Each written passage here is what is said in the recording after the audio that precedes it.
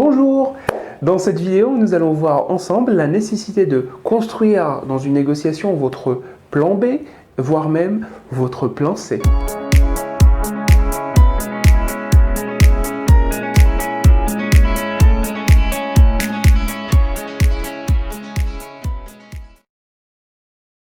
Bien que le souhait de chacun des interlocuteurs d'une négociation est de la conclure dans les conditions les plus positives pour soi. Il faut cependant se préparer en amont, psychologiquement et intellectuellement, en cas d'une issue non favorable à la poursuite de la négociation. Cela fait toute la différence. Un mauvais négociateur, c'est ce qu'il va faire si jamais il réussit la négociation, tandis qu'un bon négociateur, c'est toujours ce qu'il va faire s'il échoue sa négociation. Premièrement, il vous faut définir votre seuil non négociable. Il sert à se protéger contre le danger de se montrer trop conciliant, trop prêt à aller au-devant des désirs de votre interlocuteur. Vous risquez par exemple de signer un accord que vous aurez mieux fait de refuser. Une petite remarque à ce niveau-là. Il faut essayer au maximum de définir votre seuil non négociable sur la base d'une réflexion mûrement menée et non sur la base d'un attachement émotionnel par exemple. Voici donc un exemple de ce qu'il faut faire. C'est demain que tu négocies ta rupture conventionnelle avec ton patron? Oui. Et tu vas lui demander combien? 30 000 balles. 30 000 euros? Ce n'est pas un peu beaucoup? En tout cas, je ne descendrai pas en dessous de 20 000 balles. Et sur quoi tu t'es basé pour définir ce chiffre? Je me suis renseigné auprès du syndicat sur la législation en cours. Et dans mon cas de figure, vu mon ancienneté, mes services rendus, je peux négocier une indemnité allant de 6 mois à 1 an de salaire minimum. Ah! Moi, je demande l'équivalent de 8 mois de salaire. Je pense donc que c'est très correct. Effectivement. Deuxièmement, il faut systématiquement élaborer un plan B qui doit être à la fois unilatéralement réalisable et satisfaisant à vos yeux, indépendamment de la négociation en cours. L'existence d'un plan B vous retient de trop céder ou de conclure un mauvais accord.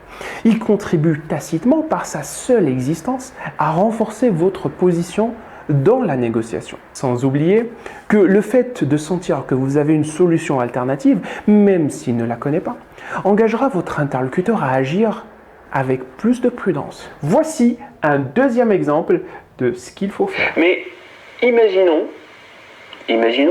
que ton patron refuse d'entendre raison et de te verser les 20 000 euros que tu demandes. Tu feras quoi? T'as un plan B? Oui, j'y ai déjà pensé. Déjà, 10 000 euros, c'est le minimum légal. Et ça, il ne peut pas y échapper. Ok. En plus, je suis en train de passer des entretiens pour un nouveau travail. Et j'ai déjà une proposition. Déjà? Donc, financièrement parlant, qu'il m'accorde ou non ce que je demande ou ce que je veux, cela n'aura aucun impact sur moi. Ah oui, je comprends.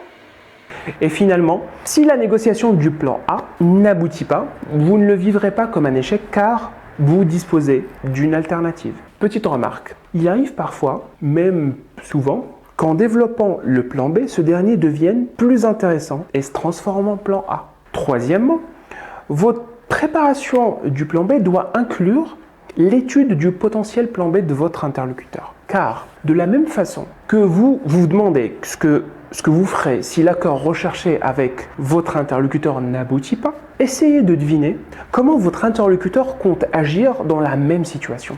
Analysez de quelle manière fragiliser, voire neutraliser son plan B. Voici un troisième exemple de ce qu'il faut faire. Et comment penses-tu qu'il va réagir? Il ne va quand même pas te verser 30 000 euros avec le sourire en prime. Ah, bien au contraire. J'ai même appris qu'il était en train de constituer un dossier détaillé sur moi, avec l'ensemble des erreurs que j'ai dû commettre depuis que je travaille chez lui. Ah. Je pense donc qu'il va me les poser sur la table demain lors de la négociation, espérant ainsi me convaincre de revoir mes prétentions à la baisse. Aïe, aïe, aïe, aïe, aïe. Mais heureusement, je me suis renseigné de mon côté sur un bon moyen de fragiliser son plan B. Et alors? D'après la législation, il n'a pas le droit de me reprocher des choses, des erreurs, ayant plus de 2 ou 3 mois. Donc, rien qu'avec ça, 80% de son dossier tombe à l'eau. Et pour les 20% restantes? Pour le reste, ça ne sera pas suffisant pour constituer un dossier solide pour m'attaquer en justice. Ah, je vois que tu as pensé à tout. Pas forcément tout, mais avant de commencer une négociation, il faut s'arranger pour avoir le maximum d'informations possibles, sait-on jamais. Quatrièmement, préparez ce que j'appellerais votre plan C, c'est-à-dire l'éventualité où l'issue de la négociation soit positive pour vous, mais que votre interlocuteur risque de ne pas respecter par la suite les termes de votre éventuel accord. Voici un quatrième exemple de ce qu'il faut faire.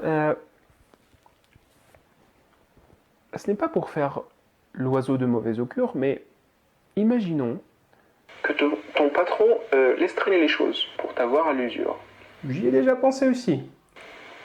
J'ai élaboré un plan C. Carrément. Oui, je viens de souscrire à une assurance assistance juridique à 10 € par mois. Ah. Cette assurance prendra en charge les frais de toute procédure éventuelle en cas de litige. Autrement dit, si mon patron refuse d'entendre raison, je lui enverrai mes avocats qui se montreront, j'en suis sûr, plus persuasifs que moi. Un plan C qui coûte 10 € par mois. Merci d'avoir suivi cette vidéo. Si ce que je vous ai présenté vous a plu, n'hésitez pas à le mettre en pratique, à mettre en pratique le ou les conseils qui vous ont semblé les plus pertinents. Et sinon, si vous avez quelques points d'amélioration à me proposer ou des critiques constructives, n'hésitez pas à me les laisser en commentaire. D'ici là, je vous dis à très bientôt avec une nouvelle vidéo.